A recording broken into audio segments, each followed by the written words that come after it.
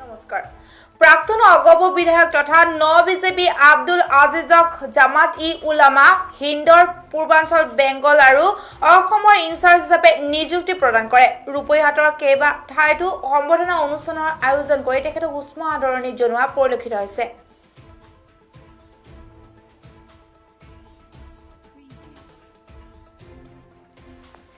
ৰূপৈহাটৰ প্ৰাক্তন অগপ বিধায়ক তথা বিজেপি আব্দুল আজিজক জামাত ই উলামা হিন্দৰ পূৰ্বাঞ্চল বেংগল আৰু অসমৰ ইনচাৰ্জ হিচাপে নিযুক্তি দিয়া হৈছে। নৱনিযুক্ত জামাত ই উলামা হিন্দৰ নেতাগৰাকীক নিজা সমষ্টি ৰূপৈহাটত ব্যাপক আদৰণি জনোৱা পৰিলক্ষিত হৈছে।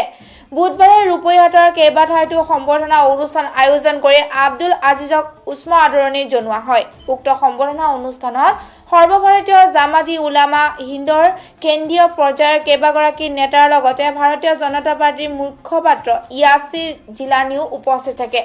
সম্বৰ্ধনা অনুষ্ঠানত ভাষণ প্ৰদান কৰি বিজেপি আব্দুল আজিজে ৰূপৈহাটৰ বৰ্তমানৰ কংগ্ৰেছী বিধায়ক নুৰুল হুদাৰ নাম নোলোৱাকৈ বিধায়কগৰাকীক কঠোৰ সমালোচনা কৰাও পৰিলক্ষিত হয়। বিধায়ক নুৰুল হুদাক যোগ্যতা নথকা ৰাজনৈতিক নেতা বুলি উল্লেখ কৰে বিজেপি তথা জামাত ই উলামা হিন্দৰ নেতা আব্দুল আজিজে। এইবিলাক আপোনালোকে হ'ব নোৱাৰে, এনেকুৱা এটা নন কোৱালিফাইড পলিটিকেল মানুহ ইয়াত আহি ক'ৰ পৰা আহিছে?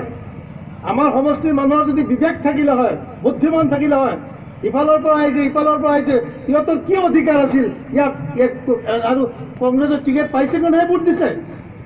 কিন্তু মই এজিপিৰ বিধায়ক হোৱাৰ পিছত আপোনালোকৰ এই যে ৰাস্তা হৈছে, সঁচা কথা কওক, মই এজিপিৰ বিধায়ক থকাৰ পিছত এই দলংবিলাক কোনে কৰিছিল কওক? কাৰ দিনত হৈছে এইবিলাক? মই এজিপিৰ বিধায়ক আছিলোঁ কংগ্ৰেছ গভৰ্ণমেণ্ট, আৰু এনেকুৱা ৰাস্তা দি আপোনালোকে খোজকাঢ়িছিলে নেকি কওক?